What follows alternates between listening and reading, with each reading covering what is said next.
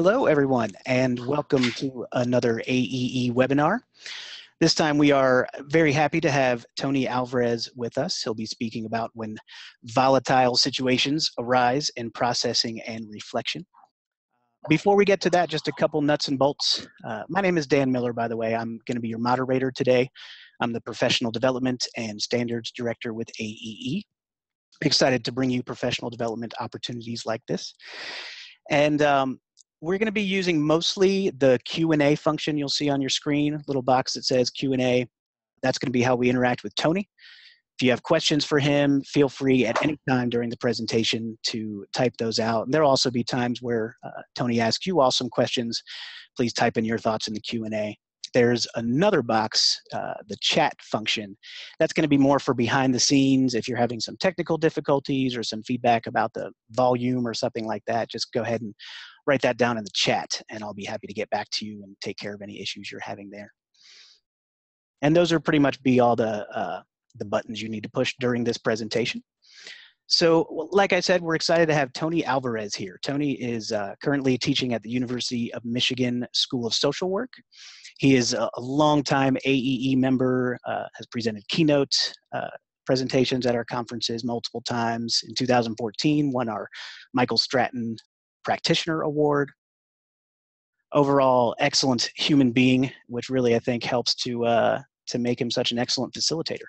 So we're excited to have you here, Tony, to share some of your experience with us and help answer this question of how we deal with situations, unexpected situations that come up during process and reflection. So I'll turn it over to you. Thanks a lot. Thanks, Dan.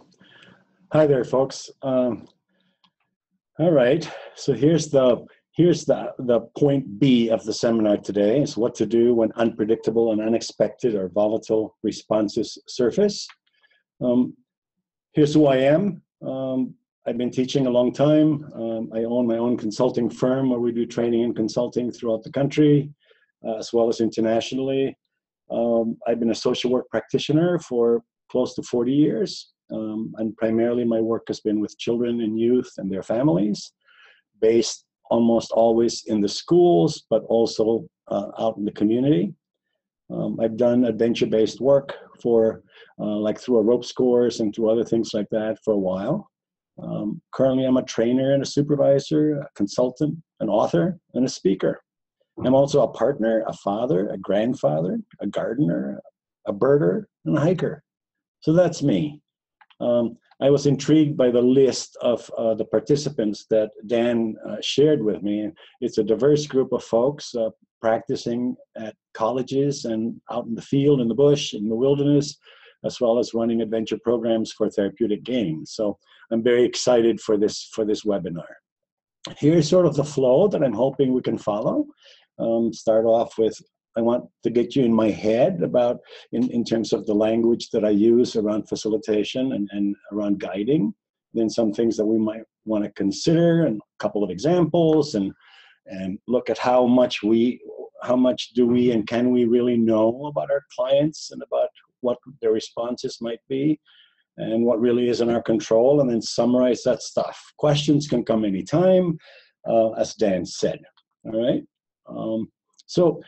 Good facilitators do a lot to design the most appropriate experience for their participants. Prior to the event, much happens as assessment information is gathered, questions are clarified, and desired outcomes clarified for the participant or client and the facilitator or therapist alike. Yet, even after all this prep work, once the experience is initiated, where things go is anyone's guess. Responses, both expected and unexpected, will occur, and it is left to the facilitator to help participants make meaning of it. When the response is beyond the facilitator's scope or skill, and when the response blindsides the facilitator, then what happens? Some specific examples come to mind. How we might respond if a participant shared information with a group that you felt would be more appropriately discussed in private, especially when it's a new group and the participants do not yet know each other well enough. Or what might we do when a participant says something really judgmental about another participant? Perhaps what can be done when a participant freezes, like up on a high ropes course? Or what might we do when a teen opts out of an activity and the group judges or threatens or criticizes? Finally, how might we proceed if, for example, someone chose to out himself as gay during a reflection discussion, which may be a good thing and clearly his decision to do, but the reaction of some of the other people in the room showed they were uncomfortable or had a strong negative reaction, maybe not to being gay, but to coming out in that setting. So this webinar will look at those situations when unpredictable or unexpected or volatile responses surface, what to do. I'm aware of the many forms of facilitation, so let me begin with sharing what informs and drives my personal approach. Life has been my best teacher. It has taught me about patience and power, about empathy and support, strength and coping in whatever manner is available at the moment. I've learned about skills through books and YouTube, and I've become skilled through action, engaging in action, practicing, failing, succeeding, learning. So when I decided to become a guide for others, I figured it had to be a life model. Over the course of many years, a friend and I developed a model we call the Experiential Wave, which is what this screen looks like. In this model, a person starts here at a point A. This is the person chooses this spot in his or her life, and then they imagine a B, an outcome, a place that they want to be. Okay, so a point A might be something like waking up, or brushing your teeth, or driving to work, or going out and drink, something just regular lifestyle stuff. And for some reason, perhaps purposefully in their quest to show responsibility at work or to manage physical health as taught by his or her parents, he engages in that action, which is this action right here. He engages in this action from a life context, which is this bowl over here, right? And then offers a response. And his motivation to engaging in this action might be internal or external. Often when she is purposeful, she believes that the action she is taking right here will move her towards some goal or outcome. He might be responsible for managing his environment or setting in the process. So for example, a person at A who very much wants to live the way Jesus lived, for example, being a practicing Christian, every action that she or he undertakes will sort of be grounded in a what might Jesus do kind of a situation, right? So that's a purposeful sort of way of life. When sometimes our lives, we get in a pickle. Maybe we are in a rut, or maybe we find ourselves feeling alone and isolated. Or due to no one action of our own, we find ourselves in a new school or town or job and feeling quite inadequate. When our lives are in this state, we might seek guidance from those we know and respect and who care for us. Maybe we seek counsel from our parents or siblings or our friends. We may go see our spiritual elders in hope that they can offer direction and guidance. Sometimes we go to folks who we pay to help guide. And that's what this webinar is about, because we are those folks, right? So at this point in time, when that need comes to invite someone else into the room, into our lives, the drawing changes to include the person in the room, right here. This is us. And with us being in the room, additional factors surface. So here's the guiding process as I see it. Here's the client, and here's his or her outcomes that he or she wants to work on. And this is us, and we are there to help guide them along the way. And we offer actions. These are actions. We all offer actions. And as we offer actions, they respond. We say, how are you? They say, I'm good or I'm not good, right? So this thing happens throughout the time that we're with them together. All right. We use these actions, these arrows are intentional opportunities that we provide that they respond to. So this setting is in a way like life, but in a way not like life, because this is designed intentionally so that the opportunities for optimal engagement is high. The setting or the environment, this one right here, the desired environment, is something that we create. Sometimes it involves being outdoors or indoors, in an office, all of those things. The physical setting is part of the desired outcome, the desired environment. Within that environment, there are norms. There are norms, and we engage with the client in those norms in the hope that if those norms are in play, then the participant or the client can then do their best job. Okay. As facilitators, we engage. How do we work this model? So this next slide addresses the 6 phases or processes that we attend to. As a facilitator, I work very hard to assess who is in the room with me. I want to know the client, as much of the client as I can know. I also want to pay attention to the environment. The environment changes when different people show up.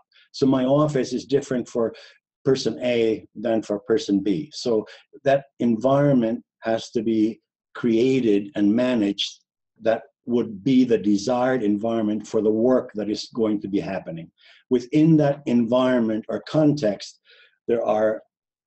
we establish and use belief languages. We acknowledge and honor efforts. We model appropriate behavior. We observe, reinforce, and confront. We manage relationship, and we clarify our outcomes, our point Bs.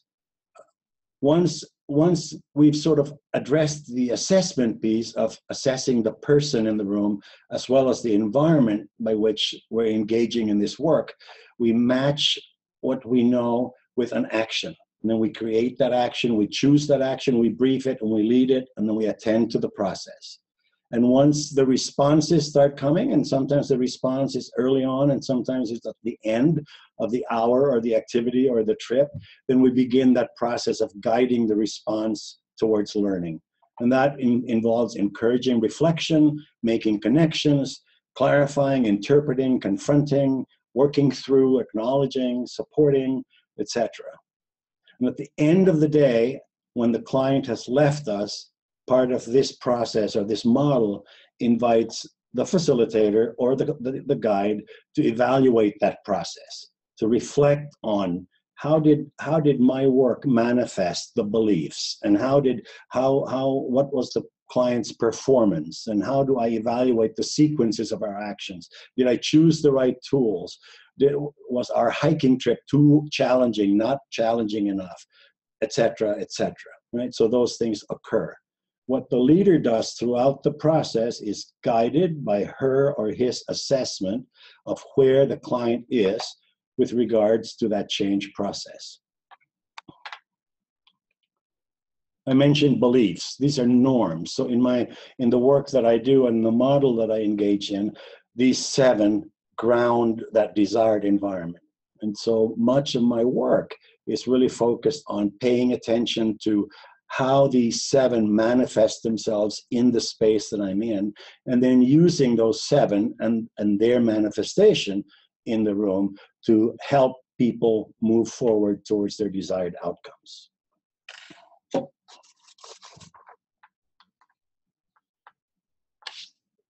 So, when a client offers a response, offers a response right here, right, to our action, when they offer this response, it is up to us to help them make meaning of that response. This is the gift they give us, the window into our worldview. Whether the response is engagement in the task or resistance, it is a gift. and our ability to guide them in this process is what they came to pay, what they came to us for. So here we are. They have offered a response, and now what? Let's look at some examples of responses.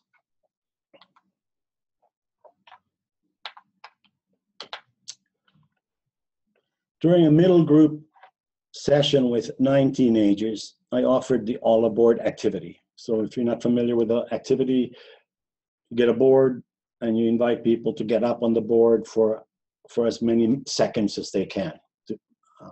So I offered the all aboard activity. A fairly high functioning group, they attacked the challenge like many 15-year-olds would, trying every idea no matter how unrealistic, as long as it was physical and hard work and fun. They finally arrived at this solution. George, in the middle, right here, decides to squat and allow everyone else to partner up and grab hands and to lean outward to accommodate all the space, all the people on the box, right? So as they counted to, once this was set, they started counting to 10 alligators. And as they were doing this, George abruptly gets up, stands up off the platform, storms off the platform, out of the group room and out of the school building. His response made no sense to any of us in the room at the time. We knew George, we were quite surprised at what this response, why he responded in this way. Visiting him and his mother later on in the afternoon, I heard what happened for George. Basically, a flashback to an abuse, a sexual abuse that triggered flight for him. So there are many things we do not know about our clients, and no matter how much we assess, sometimes they themselves don't know until they react, right? Being intentional and thorough in our assessment of who's in the room can prepare us for their responses, but there will still be many times when what they offer and what we offer them, designed with intention and purpose, triggers for them a response that we do not anticipate and are often unprepared for.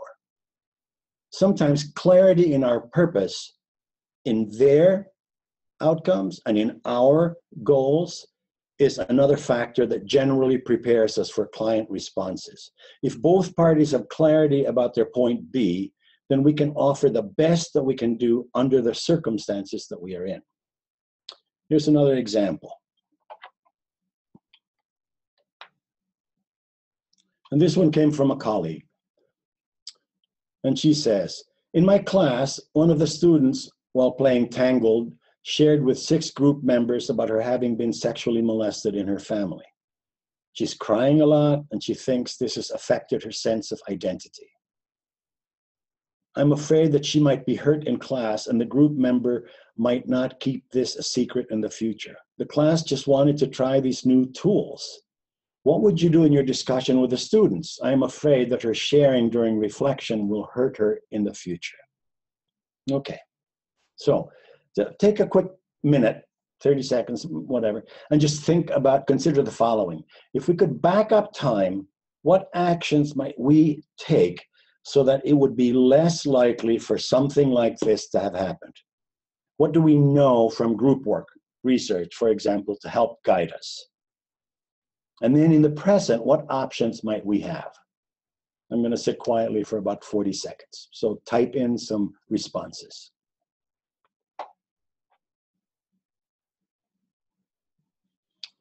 Okay, so one of the responses was discuss some ground rules for the group beforehand. Another was appropriate framing, trust building activities first. And still another was intentional framing of the tool and exploring as a group the benefits and risks of using the tool prior to sharing. These are great responses, people. In this example, some things come to mind for me. First, our notions about confidentiality.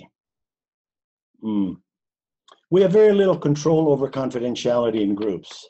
So it is important to tell members up front that it is up to them to keep the information to themselves that they do not want to share outside of the group. Also that to accept that what they share in the room could likely be shared outside of the room. So if they do not want anything shared, they ought to not share it in this venue. Our group work research tells us that that's one of the hardest things about running a group, is maintaining the confidentiality within the group. And so knowing that and being able to front load that for the participants invites them at least some choice, some conscious choice about how much they want to share with us. The next thing has to do with the purpose or the goal of the experience. At the beginning of all my classes, for example, I inform my students of the power of experiences. And I tell them that I will maintain the boundary between educational and therapeutic, no matter what happens. However, I will also not leave, dangling or unfinished waves, no matter what. So we might be doing something educational, just like in this example here, where this teacher was trying to share new tools with her class, but then within that experience, this person had had a cathartic experience, and at that point, her vulnerability sort of played out, and she shared this information to the group. So it wasn't a therapeutic circle, and yet she experienced it in that way, and then she shared this stuff, and then, of course, after the fact, she felt a little concerned and worried about what this meant about her reputation, et cetera, et cetera. So sometimes an educational experience becomes therapeutic for a member. And in a case like this, I might let the group know that our contract with them is educational, and we will not try to offer therapy to them in this educational context. However, I will also show support and offer supportive comments, and also invite support from others. I would talk in private to the student and help them determine what they might want to do with what they shared. I may inform them of any services available at the university for their possible use. I might also bring this up in that session or during the next session, making sure to talk to the class about two things: concerns about confidentiality, in hopes that people respect the privacy of all individuals, and to talk about our role as facilitator in honoring and acknowledging what comes up during an experience, no matter what our prior agreement was with them, whether it is for therapeutic gain, for educational learning, etc. No matter what happens, there will be opportunity for very good learning for all participants. Here's the third example. So there's a slip and slide activity turned scary when a participant collapsed. Over 30 participants watched in fear. So here's what happened, right? So we're doing this slip and slide experience, and then somebody collapses. So quickly the facilitators took over. They split tasks and responsibilities based on individual strengths. Quickly the group was moved to a safe distance away, invited to circle up on the ground, voice in control, facts shared, actions delineated, questions sought. Within seconds, group was focused, aware of what was going on, and invited to get into small groups to process personal things more thoroughly. What feelings are surfacing for you? Questions, do you have any? Are there any clarifications that you need? Any secondary stuff happening with you? Ask for what you need. These were the things that the facilitators were telling the small groups of participants. Within minutes, the proper services were in place. An ambulance came, medical checks were made, and the person was determined to be safe to continue with the program. Another big circle was called by the facilitators to process all this. After all the questions raised were addressed and all the feelings acknowledged and managed, we broke up from the session and had snacks. Now, take a minute and identify what the participants might have taken away from the actions of the facilitators. Okay, so some of the responses included a sense of comfort and confidence in their abilities, right? It gave people the feeling that facilitators were prepared and competent, that they were also caring and concerned and empathetic to group members' individual responses to the experience. Someone said that it felt more comfort and trust with their facilitator due to the validation of their feelings and experience of the event, and that the facilitators had the ability and the role to manage the group's physical and emotional safety. So these are great responses and exactly the kind of responses that we expect, right? So when we as facilitators or therapists or guides respond to our participants in the moment when unexpected things happen, then it reinforces for them those 7 beliefs. It reinforces for them that we are managing those beliefs, that we're maintaining safety, we're doing our best to empower them to make choices, we're continually communicating with them the things that are going on and what needs to happen, etc., etc. So our response to their response is critical, and it tells a lot for the participants. It tells a lot about how much they can rely on us, and vice versa. And that's a really important sort of piece of learning in terms of this relationship that we have between the guide and the facilitator, the guide and the participant. These 3 examples involve an engaged client or clientele working hard to meet their needs, whether it's George or it's the student in this one class or it's this group of students at this slip and slide activity. These are folks who their responses suggest are coming from a place of engagement, and it's not about resistance, right? So oftentimes when these volatile responses occur, they're coming from a place of engagement. Folks are fully engaged, they're giving it their all, and you know, they just want to be sure that the desired environment of safety or of non-judgment is really present and can really manage them as they engage in this change process. Sometimes the response is resistance. And in my work, I believe that whether the client is coming from a place of engagement or coming from a place of resistance, the work to be done is the same. And here we go. Tony, if you could, there's a question open, kind of goes back to what we were talking about before about confidentiality. Okay. If you can see that question, maybe before we move forward from this one, if you could address it. Thanks, Dan. So there's a question: if we talk about confidentiality and at the same time say, please know that what is shared here could be spoken about outside, I am not sure if that will make people feel safe. And the why talk about confidentiality. So it's true. And often in our practice, if we're not upfront about what we really are in control about, then people put expectation on us that they think we can meet. And the reality is, you know, I'd love for people in my groups just to maintain confidence, you know, 100% of the time. But the reality is, at least the research shows that it doesn't happen. And so rather than pretending that we can maintain confidentiality, I would rather be transparent and say, hey, this is up to you. I want you to trust the process. I want you to make this experience the best experience that you can. However, if somebody here decides to out you or to talk about what you said, that's really something that we know from research that it happens. And it's not really much in our control. We can sort of reinforce the norms of the group and try our best in that way. But I would rather be transparent about what things really I have control over and what things I really don't have control over. So I hope that answers your question, and feel free to ask further clarifying questions if that's necessary. So what do we rely on when responding to participant response?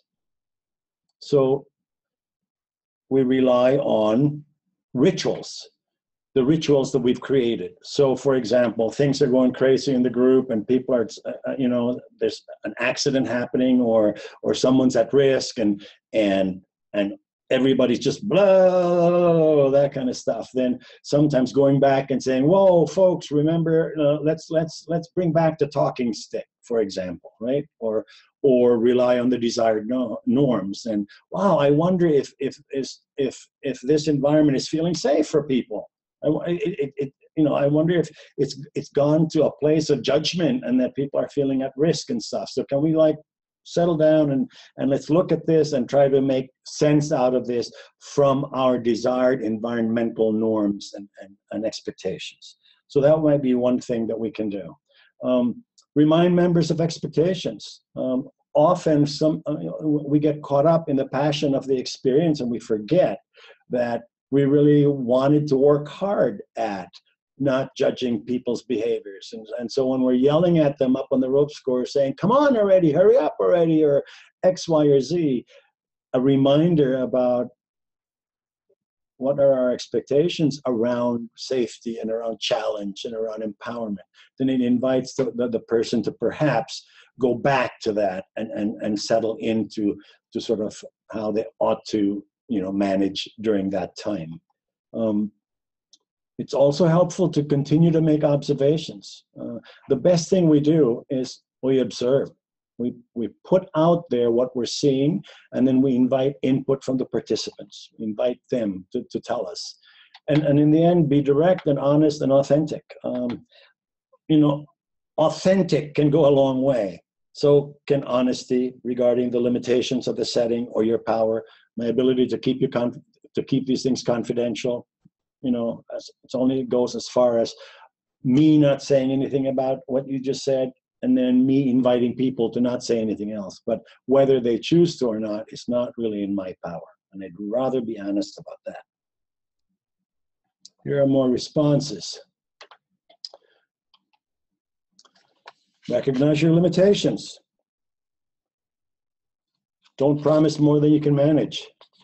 Recognize the boundaries and limitations of the setting.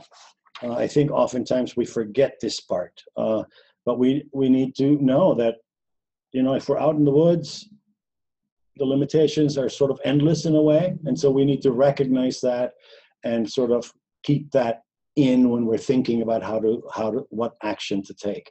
Bring up the preventive measures you set up earlier on, sometimes framing it ahead of time, right? Inviting people to sort of to take into account about, here are things that we know about people when they get anxious. You've talked about this, about when you get anxious, sometimes you decide you want to shut down or you want to start running or this or that. So keep in mind that, I know that you talk about these behaviors being the behaviors that your response is to anxious places. So let's remember that when that time comes. And then when that time comes, to be reminding them of that also. At some points, we can't do it alone. And so letting the person know that at least in the program that we're engaged in, or in the service that we're doing, or in the session that we're in, what it is that they need cannot be met. And that it might be more important for them to begin to think about other services or other people that can be helpful for them. That's sometimes is also something that we're able to do.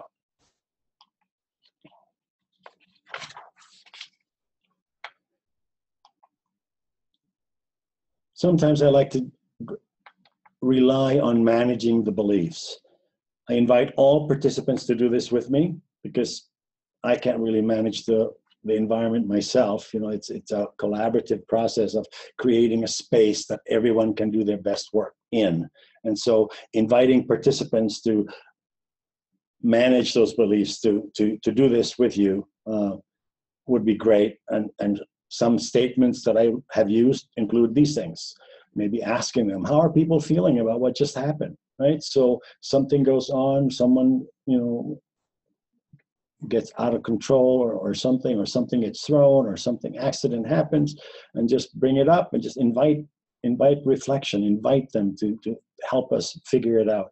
I like to use the words of the beliefs, and so safety is in there, right? Is anyone feeling like our safety has been compromised? Would you like to speak on that? I'm wondering if someone can put into words how they are feeling right now. I'm feeling a need to take a breath. Anyone else? Right? That's transparency about sometimes we just feel like we're overwhelmed as well. And I'm wondering if we might need to bring back the talking stick to help us listen more effectively, right? I don't know right now what to do with what just happened. Anyone have a thought? I wonder if we all need to be reminded of our commitment to keeping the space safe for all of us. I wonder. It looks to me, I'm feeling, I'm not sure, right? These things, and then inviting the beliefs in there. How much do we know? How much do we and can we really know from an assessment? So I want to go back a minute, because sometimes I think that if we only frame it right or front load it right, or if we really do our homework and we've done a super amazing job with the assessment, that we shouldn't be blindsided by new information. And the reality is that, you know, what we learned beforehand about our participants is what we know about them, right? And then what they tell us while in the experience, through their stories, their responses, and their actions, that stuff helps us to know who they are. And again, just like with George, he didn't really know that he was going to have this triggering experience. You know, when he sat down on the platform, he thought he was a team member, he was all together and grounded, and he was going to take this spot in the middle and have everybody come up and sort of get cracking at the task. And then once he was in there and he was surrounded by 8 men, young men, all facing him, I think that was very triggering for him, and brought back stories of experiences. And so he didn't know this was going to happen, but then it showed up, right? So we can know things in an assessment, but we're continuing to know, right? Best practice and evidence-based practice tells us the dynamic nature of assessment. We have to keep learning about the person so that we can create the best actions for them. My best action is often offer what I see and invite them to make meaning of these noticings, and seek suggestions from them for what to do next. You know, in social work, sometimes we talk about the client is the expert of the client's life. It doesn't mean that they know everything that needs to happen, but they have a lot of information about themselves and about how they manage. And oftentimes, their responses in day-to-day life are constricted or restricted by the context, by the setting, by the unsafety, by the all of that kind of stuff. And so often they are unable to sort of manage their lives in the best way possible because of context, and the lack of resources or the abundance of obstacles in their journey. So if they're in the space with us, and if we have managed that environment such that it's engaging and responsive and supportive and empathic and non-judgmental, then the chances are then more of them can show up. And so then inviting their suggestions can be a really, important action on our part. So let's revisit the things in our work that we have control over or no control over, right? So in our control, how we show up.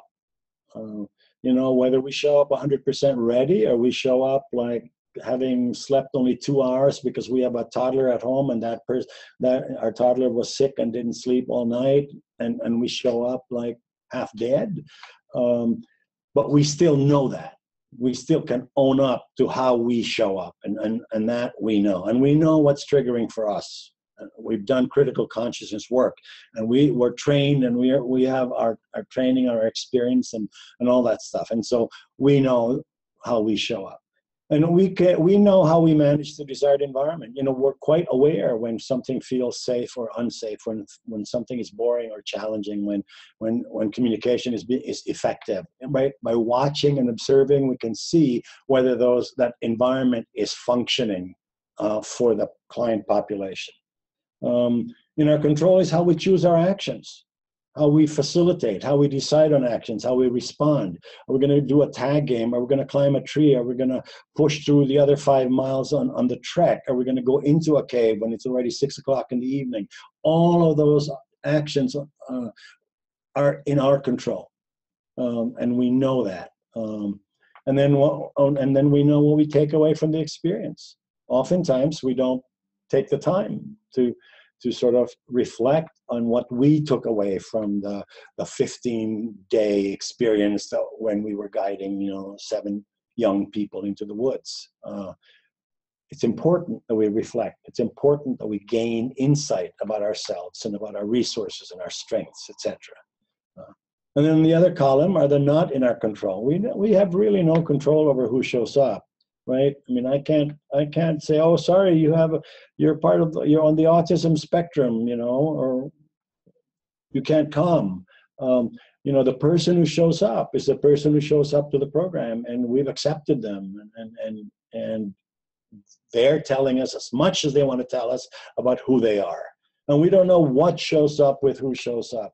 I have this classic example of a family that worked with me at this service, at this therapy clinic. And they would come in just irate and pounding things, and mom like yelling at one kid and the other kid punching the other kid, and dad just in the zone. And they would come into the office just like that. And my initial response or my initial thought was, oh my gosh, these people are really out of whack. They're really out of control. What's going on here and stuff. But when given the opportunity to sort of ask this is not the family that I remember. And so then it's like, what showed up with you? Then one finds out that on that day, the mother says, I'm irate. I've told the secretary to not schedule my appointment on this day because we have soccer practice until 3:45, and then I pick up the kids and I pick up McDonald's and head to the parking structure, and half the time the parking structure is full, and so I have to drive around, and we finally get all that settled, and we're running into the office with like 4 seconds to spare, and then we're right in here getting ready to do family therapy, and we are not in the right place for it, right? So that's what shows up with who shows up, and we don't know that, right? Our clients' journeys started a long time ago in this change process, right? We just show up at some point on their wave, but they've been doing this a while, and they've failed, they've felt hopeless, they've felt judged, they felt irresponsible, they felt hurt. All of those things, their past experiences are going to show up, and sometimes some of that shows up, and then new things show up that adds to the equation in our desired environment, right? What's not in our control is participant response. We don't know how they're going to respond. Are they going to love climbing a tree? Are they going to love paddling? Are they going to hate it? Can they just do a simple group juggle, or can we just play some game with the crayons? Or are they going to is this going to trigger something for them? Or are they going to be bored to tears and throw it at us instead, right? We don't know that stuff. And then participant learning or takeaway or insight. And, we can ask and we can create opportunities to find out those things, but it's not in our control what they learned from the experience. There's a question about whether I can speak to safe and unsafe versus comfortable and uncomfortable. I love that differentiation, and I think oftentimes when I speak of safety, I speak of safety, and it can be very uncomfortable, and there's a lot of discomfort in safe spaces, and I'm okay with that. When you're doing change work, when someone's confronting you about some of your behaviors or some of their perceptions of you and your story, that could be pretty uncomfortable, and that's okay. The level of discomfort can shut me down. So I can imagine clients feeling so uncomfortable that it goes into unsafety for them, and I won't judge that or question that as long as they know that there's comfort and then there's safety, and that there's a difference there, but one can lead into the other. So Effective facilitators. What do effective facilitators do? They do front-end work, right? So we do a lot. The more we do on the front end, the less likely that unpredictable things will surface. Again, there's a caveat there, right? We can do all we want to do, and then sometimes things still happen. But the more that we sort of prepare ourselves for possible responses, the better shape we're in. Being clear about our B, for their sake and for ours. If, oftentimes when I find that when a person disengages in the work, when one of my young people in a group is turned off, and I think back to like, what is he hoping to get from the experience in my group, right? Sometimes there's a lack of clarity about the B. They don't know why they're there, or they know what they're there for, and then they're surprised that this stuff is happening. I remember in my class one time, about 3 semesters ago, sorry, when I was running an adventure class, and during our winter break, one of the invited students that I had in the class, who was a veteran with PTSD, suicided, killed himself. And so then the remaining time in the semester, which was, a good 7 weeks, I had to struggle and help my students struggle with what showed up in our room. This was, somebody verbalized it and said, this is not what I paid my 3 credits for this course for, is to sort of grieve and manage the death of someone, right? That was not at all in the cards. That was not the contract, right? And so I don't want to grieve. I don't help me grieve. I want to let's get on point and let's focus on the content of the class. But in reality, the death really created a major cloud in our class, and without failing to face that and manage it and work with it would have been problematic for all of us. And so we don't know what's going to show up, and sometimes clarifying the B is really important, and it helps. This is educational, this is therapeutic, this is your work, this is change work, etc., etc. It's important. Participant engagement. Again, I just want to make that point. Even when we have digressed from the point B, we still acknowledge, I just wanted to clarify that about the B. So even if it's educational, sometimes it becomes therapeutic, and so then we have to do something about that. Or sometimes it's therapeutic, and then we have to go educational on it. And then with this participant engagement, the participant is engaged to the contracted point B, and not always to what occurs in the experience. So being patient and empathic, firm and clear, especially about the purpose, is really essential, right? Often we're challenging ourselves and being challenged by engagement. And I think it's partly our problem in that we really have to be clear about what is it that we want them to be engaged in. And do they want to be engaged in that same work? And so when they're thinking that it's a social skills group and they're trying to learn how to manage X, Y, or Z to learn this skill, and instead they're being expected to be empathic and supportive and go beyond that to just like let someone take a whole hour to calm down while they're sitting around waiting, is not part of the contract in their minds. And so if I'm 15 and I paid for a day on the ropes or for this wilderness experience or whatever, then it's really hard sometimes to be engaged in these things that I didn't sign up for. And so being patient with that and inviting that reflection from them, clarifying it for them, can be very helpful. A few more. In really 80% of my work, in my mind, as a guide, is managing the environment. I really have to just be, that's very important work, and maintaining those norms and attending to their engagement and motivation is critical throughout the full experience. And we all know, those of us that have been guiding a while, the beginning part of the experience requires a lot from us, and then the ending part requires a lot from us, because once once they trust that the environment is there, and once they are like on board with working on the work that needs to be done, they're pretty engaged and motivated, and we just have to show up and sort of guide them as best as we can. But the beginning and ending are tough times, and so managing that environment and making sure that that environment is being managed. So when I set rules up for some of the games that I engage in, I want to be sure that those rules are followed, not because I'm a mean guy, not because I'm persnickety about it, but if I created a rule that's acceptable to everybody, then we have to follow that rule, even if it's broken for just a little bit. It doesn't mean that confronting a rule break means a bad consequence. It just means owning it, acknowledging it, and then moving forward. Earlier on, if I can bring you back to that one of the original slides, which was demonstrating the model the approach that I use. Here's the client at A going to their B, and then here's the facilitator at A going to their B.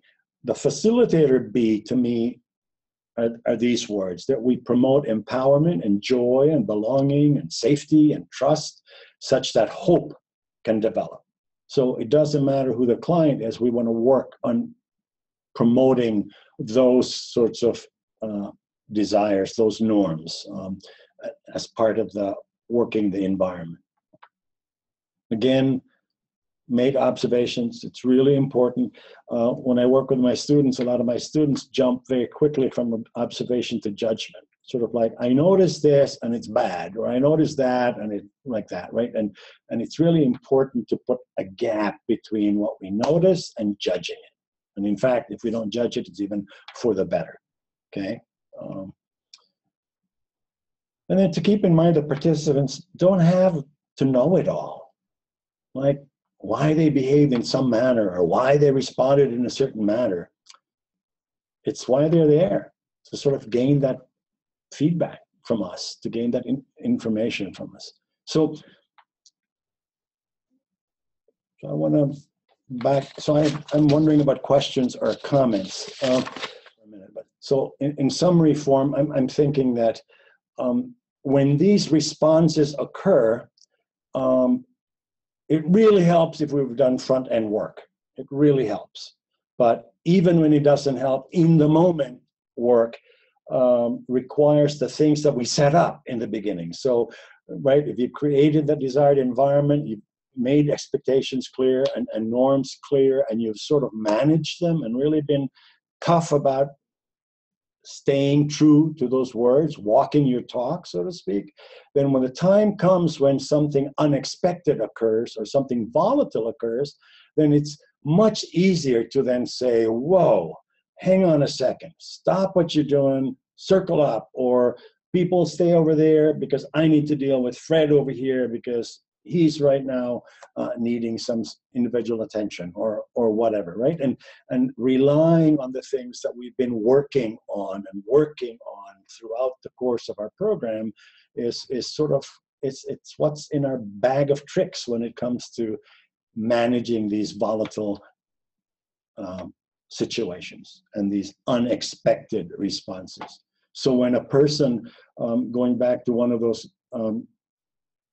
examples earlier on in the presentation, when a person decides that they're going to go up on the ropes course, and then they're up there, and then they decide they don't want to do it anymore, and they freeze, and they say, just bring me down now, and they've been up there 15 minutes, and then the kids, the other participants are like on him or her, and it's just like, come on, it's not really that hard, come on, don't be such a wuss, oh, come on, all that kind of judging kind of stuff, right?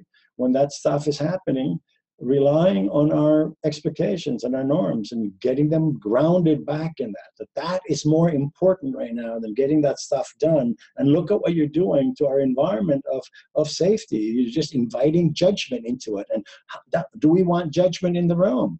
That kind of stuff, really confronting that and letting them think through that stuff, and then inviting their observations and their reflections on it. That's just really important.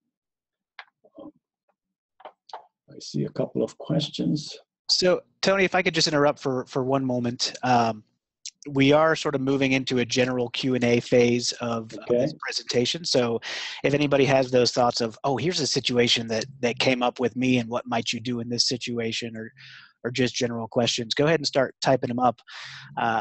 While they're doing that, one thing that's been coming up for me, honestly, hearing some of these thoughts is balancing this. So this example of facilitators responding with such competence and expertise to the attendant client who had collapsed around the slip and slide activity, and it's really instilling that confidence. But also this other piece where you're saying it's okay for me to say, I don't know what to do with this. You know, this just happened and it's making me uncomfortable. Does anybody else feel a certain way? Really, it's sort of, for me as a facilitator, I think that's the spot that I have the most difficulty with. And can you speak at all to sort of balancing those two pieces of coming across as competent and being transparent when you don't know what to do? Yeah, that's a great question there, Dan. I'm going to go back to that experience because I was one of the participants in that experience. And so this incidentally happened during a TAPG best practice or pre-conference. And so all of my colleagues and friends were there, and we had some amazing facilitators. But when this happened, the people who were leading the experience were not necessarily the most adept or the most expert in attending to this incident. And I sort of recall one of them just looking around, and because we know each other well enough that one looked around and looked for this one person who we know manages, this kind of work really well, and just said, hey, can you help? And that person said, of course. And then when we were pulled to the side, one of the other participants at the time is an amazing facilitator around trauma and around that kind of stuff. And so she just took it over. She just said, I'm happy to do this. The facilitator said, go for it. And then she circled them up, and then and she didn't do it alone, because she then looked around the room and just said, anybody else here with this expertise, give us some of your insight and this kind of stuff. So when you know your people, it's really it's much easier to rely on the team knowledge and the team expertise to make things happen right?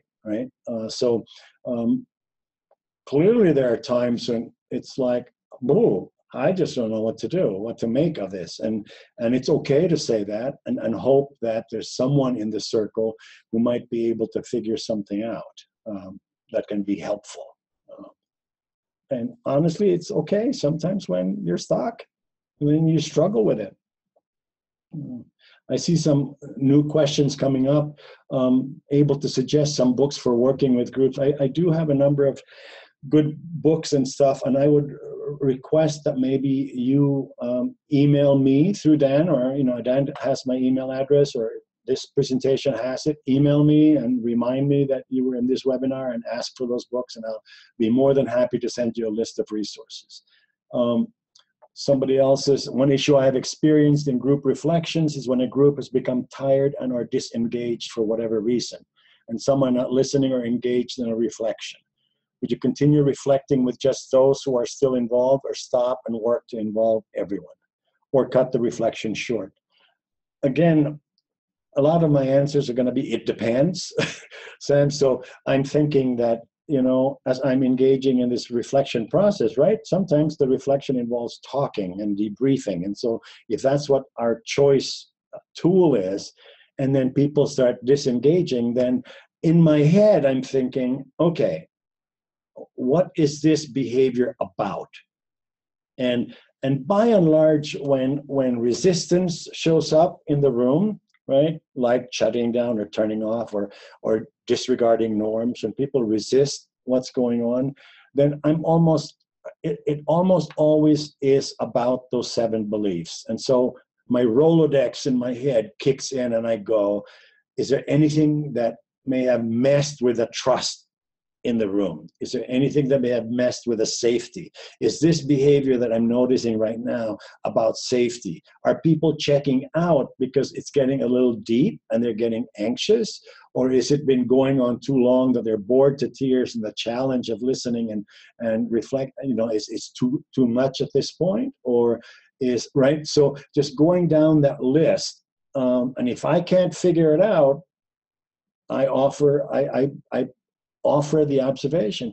While I'm noticing that 4 out of the 7 of you seem to be like shut down, like you're turning away, you're looking at phones, you're doing this, you're doing that. And I'm wondering what's going on, and put it back on the group, because I'm observing an action. I'm observing a response, and it's not for me to fix. It's for me to offer back to them and say, look at what's happening, right?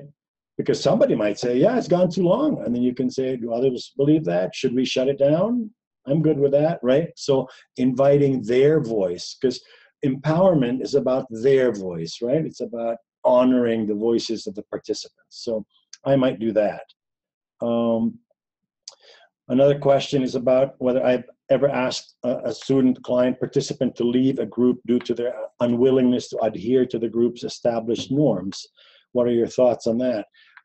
In most of my work, when I create norms for the group, I bank on those 7, but the interpretation of those 7 is left to the group.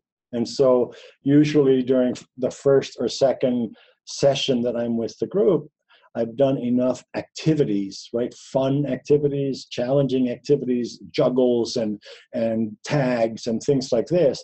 And then I want them to then say, tell me what came out of those activities. And then when they talk about, oh, that was really fun and stuff, you know, blah, blah, blah. Then I say, oh, okay, so it seems like fun is really an important thing to have in our circle. So our environment needs to have some joy in it, some enjoyment. All right, what else? And like that, right? So really helping them to connect actions that they've engaged in this space with a label. And one of these 7 will be the labels. And so by the time we have those group norms, then when someone butts out of that group norm, I can confront that person, or I can confront the group, or I can just say, wow, you know, the group contract doesn't seem to be working. And observation, and what ought we do about this? And then put it back on the group. I have gone as far, like early parts of group, when I created this, the norms are sort of in place, and then I create a contract. I call it an adventure contract, and so the contract is specifically to each participant. So I, Tony, will keep myself safe and do my best to keep the environment safe for others. I will do my best and give it myself, give 100%, but X, Y, and Z, right? So all these statements that are behaviorally written, and then they sign that. And so they sign that, and I collect these contracts from all of the participants. And if session 2 or 3 sessions later, it's just paper and people aren't paying attention to it, I circle the group up and I take out all the papers and I tear them in front of the group and I say, this isn't working. Right? I mean, this is just language. This is just words. It doesn't connect with how people are behaving. So let's restart and let's figure out what norms we want, and then put it on them to come up with something. So I'm not really, when I invite someone into the group, it's after an assessment. And again, I don't know enough about the kid to know whether my assessment is right on, but I've done this long enough that I can count on my assessment skills. And then there's the ongoing daily, weekly assessment that I'm doing with them that looks at their current functioning. So my assessment of them is, if it's right on, then the program should be what they need. And if they are resisting that by behaving in the way that they're behaving to be kicked out, then that's probably like past experience. They probably got kicked out of a foster home. They probably got kicked out of a sports club. They probably those things. And nobody ever got to the function. Like, what was driving this behavior of his that resulted almost always in being kicked out? Is it his anxiety? Is it his fear? Is it what? And so to me, keeping him in group is really of value. It might be a pain for the group for a while, but it's of value to him to really explore what drives the behaviors that gets him in trouble. So another question. I'm wondering about the facilitator response when a group's perspective of safety or emotional or physical differs from the facilitator. Even after this is reflected to the group, they maintain that what was happening was not unsafe. Examples are words used, jokes made, saying it's okay, we aren't hurting anything? That's a really great question, Morgan. And again, to me, you know, I'm a social justice person, and so I work really hard at trying to maintain that equal access to all and balance. But I know that I have a lot of power. As a facilitator, I have a lot of power, and I do my best not to have to use it. But at some point in time, you know, I'm in the room with them. And so if they're okay using, you know, X, Y, and Z words in their life, and I'm not okay with that, this space I am part of, and I'm bigger than them metaphorically, right? And so, no one's going to use the word, you know, this word or that word, or no, those jokes have no place here. You can do them outside of the group, but in group, that goes against one member of the group's belief in the environment norms, and so can't happen, right? When I have to, I pull the card. I have more power card. But by and large, I try to get the group to own it and work it and see the value of not using those words, or not thinking that, you know, if you take a pencil and you just clobber people on their knuckles, it's just to prove your manhood. You know, I can relate to that. I was 12 once in the Philippines, and we did that to show that we were tough. But I'd go home and my knuckles hurt and I was bleeding, and it was stupid. But I had to do it. That was the peer pressure. And so those things show up in our groups. And you know, sometimes the kids need the respite from us. They need the backing from us to say, no, that's not allowed anymore, to make it happen. So, Tony, we have about 5 more minutes, and it looks like 8 more questions. And in looking at them, I see a theme from several is sort of how do you decide if you should process a question right then and there, or a situation or a response with the group, or if this conversation is just not appropriate for this group right now, I'll be happy to follow up with you on that one-on-one later. Can you talk about sort of how to assess that, and maybe also tactfully state that?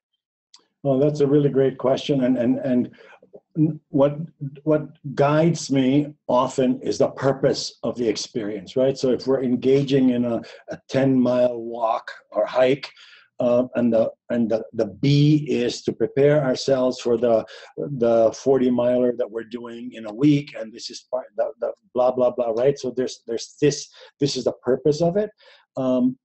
Things that will get in the way of that, I might hold off on. So if I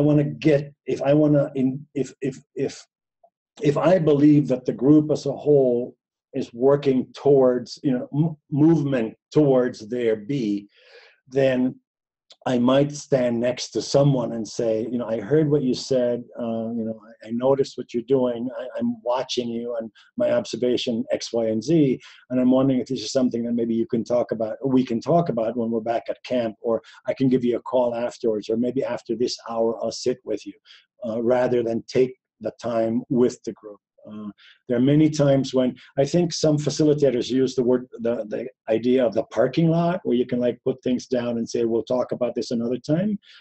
So we can do that virtually, right? We can kind of go, hey, Joe, can we parking lot that? Can we like talk about that a little later? I mean, you know, I hear you, and I'm not going to ignore that. However, let's like that, right? So, and again, keep in mind that part of the desired environment is a relationship. And there's that relationship, whether it's therapeutic or whatever, there's a relationship that you have nurtured and created between you and the members of that group, or the clients that you work with. And so often I rely on that relationship, push that relationship, you know, to expect from them to honor that relationship in return, to be able to say, let's hold off on this, or trust me on this, right? I don't always tell you, we'll talk about that later, and then ignore you. I'm going to get back to it.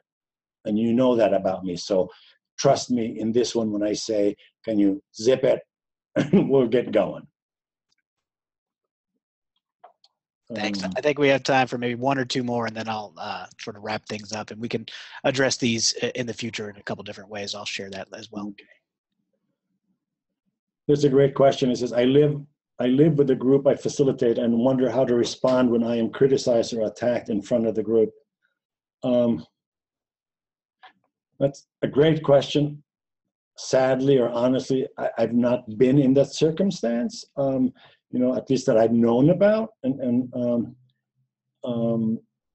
I think sometimes, again, that resistance, I mean, I really believe resistance is a gift. So when someone, Christianity, one of my valued friends and mentors, always talks about the gifts that our clients give us. And so the gift of resistance. So when they tell us that what we're doing is not working, and they'll do it developmentally. So adolescents are going to make fun of you because that's the way to get at them. And so they figure that's their best weapon. So they're going to dish it back out to you in the way that it's dished to them. And so knowing that that's going to happen and like depersonalizing it and kind of just, right? So maybe, Sarah, in this circumstance, it's sort of being able to say to people, wow, here's what I'm noticing, right? And I just heard this comment about me, and I heard, and their behaviors that other people would say are disrespectful, and I'm just noticing these things, and I'm wondering if people can speak to this, like what's driving this stuff, right? Always just whatever, in my mind, whatever the client brings to us, we have a responsibility, or a responsibility to sort of consider to offer that back to them as an observation, with an opportunity for them to reflect and to perhaps learn from it. Thanks, Tony. I'm chiming back in here on video because we are out of time. We do have some open questions here, and I'll make sure you all have access to Tony's email, which you said is okay to share. In just a few days, we'll actually be sharing a recorded version of this webinar, as well as PowerPoint slide and other information, so you can continue the conversation with your peers, as well as the AEE community, as well as Tony. So thank you so much for being here and offering us this. I learned a lot just from hearing the language you use when you talk about this stuff. It's very intentional. And this was an excellent presentation. If you liked it and you want to see some more of Tony, come to our conference in October, where he'll be presenting on a similar topic. And we will have several other webinars between now and then. Some of them will be highlighted at our upcoming conference as well. So just want to thank you all for attending. We at AEE are very dedicated to helping our members improve their professional competency, as well as connecting them, as well as communicating the value and impact of experiential education. We very much appreciate all of you that are working to achieve that with us. So thanks again for coming today, and have a great day.